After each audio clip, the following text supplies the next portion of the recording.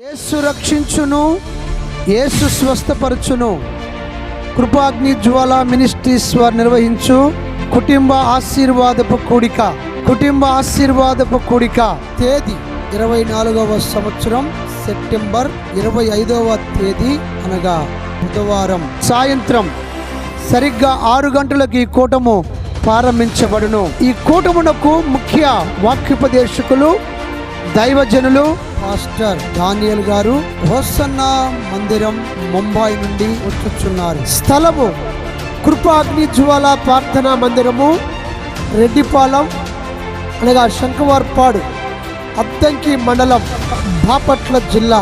అందరికీ ప్రేమపూర్వకమైన ఆహ్వానము. ప్రేమతో ఆహ్వానించువారు pastor P Ramesh Gandhi. దైవజనులు వాక్య పరిచర్య చేసి రోగుల కొరకు ప్రత్యేకమైన ప్రార్థనలు